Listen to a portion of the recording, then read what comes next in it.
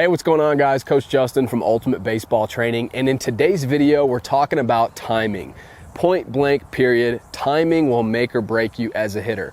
If you arrive on time more often, good things are going to happen. You're going to be a better hitter because of it. But if you're consistently early, if you're consistently later, if your timing is just all over the place, you're really going to struggle to have any sort of consistency at the plate. You're really going to struggle to hit the ball hard. At the end of the day, as a hitter, it's all about rhythm and timing. And on the flip side, as a pitcher, it's all about disrupting a hitter's timing and keeping them off balance. So if their goal as a pitcher is to disrupt our timing, what does that tell you? That means they're going to have a lot of success if they're able to disrupt our timing. However, as a hitter, if you're able to arrive consistently on time, that means bad news for pitchers, all right? So obviously, timing is absolutely critical. And one thing I want to point out about having good timing is I've seen hitters out there. You've all seen these type of hitters, right? You've seen the hitters that have just a sweet swing. In batting practice, their swing just looks absolutely beautiful, right? It's fun to watch.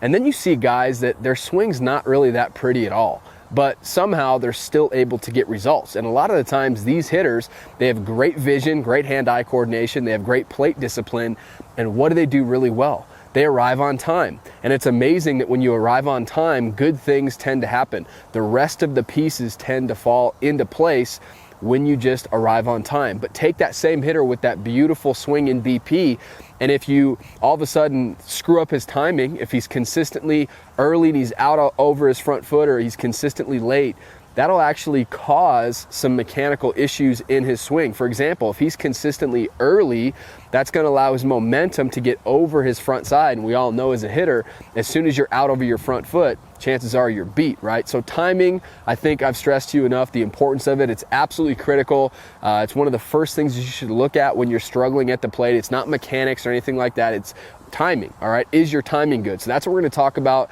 in today's video. I'm going to give you one simple technique that'll help you with getting your timing down a little bit easier. Let's get into that right now. So this technique is called dancing with the pitcher. It's something that I was taught growing up, and it made a world of a difference, because I think a lot of hitters struggle when it comes to timing. They struggle with, okay, when do I start everything? When do I start my load? I'm good after that point, but when do I get everything started? That's where this dance with the pitcher mentality kind of comes from, okay? So I want you to think about, it's kind of weird, dancing with the pitcher, right? What do you mean by that? Well, think about two dancers, right? If you've ever seen the show Dancing with the Stars, for example, right?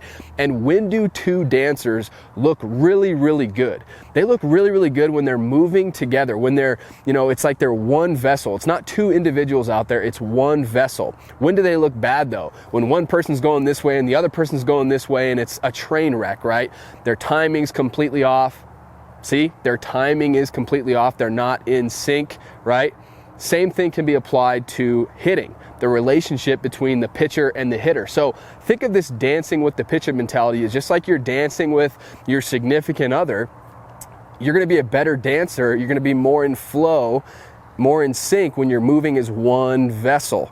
All right, same thing when you and the pitcher are moving in one vessel. What he's trying to do is disrupt that timing, so you're moving at a different time than him.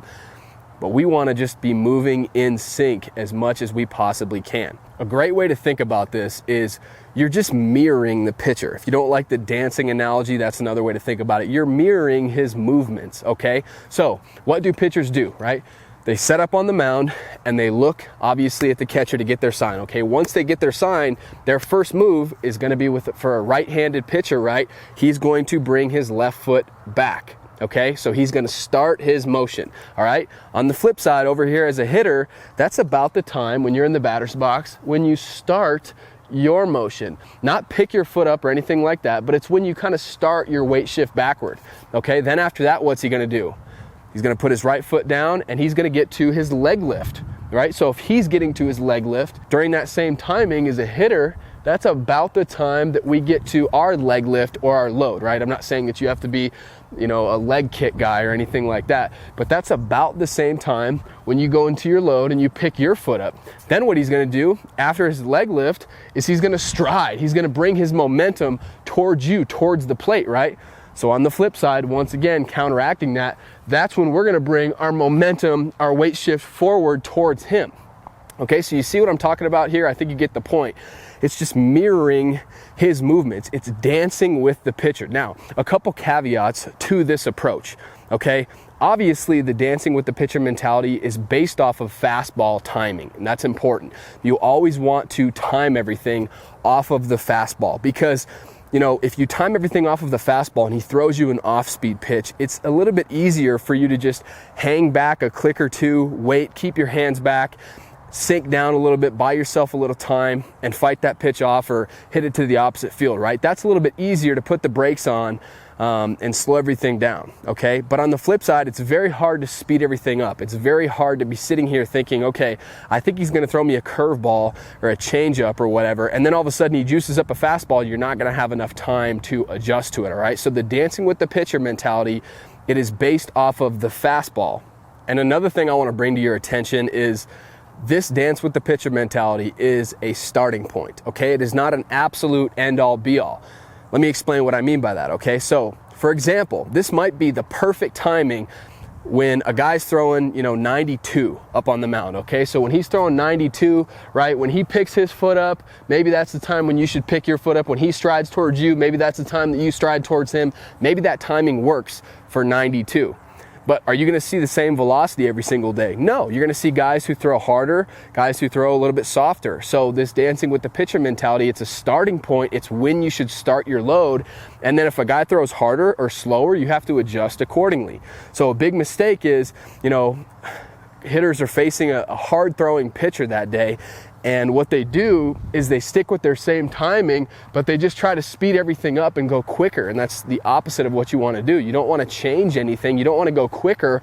All you have to do with a fast throwing guy, with a hard throwing pitcher, start everything a little bit sooner.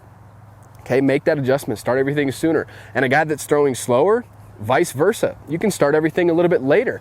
So maybe you actually wait until he's striding towards you, he's coming towards you. Maybe that's about the time when you go into your leg kick or your load or whatever, right?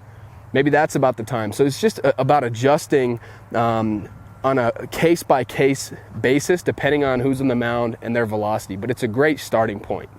So timing is absolutely critical as a hitter. I hope this simple technique helps you get on time more often. If you like this video, hit that like button for me. I'd really appreciate it. And subscribe to our channel. We're coming out with new baseball videos every single week that are designed to get you better. So if you subscribe and turn your notifications on by hitting that little bell down there, you'll be notified whenever we upload a new one, all right? So subscribe, turn your notifications on. And last thing, hit that very first link down in the comment section, all right? You'll see a link in that pinned comment. That's gonna take you to a page where you can watch a free video that's gonna, I guarantee, take your hitting to that next level. It's gonna provide clarity on when you head out to the field, exactly what you need to be working on to take your hitting up a notch. So I really think you're gonna like it. It's 100% free. So click on that link, go watch that now. Thanks for watching today's video. I'll catch you next time.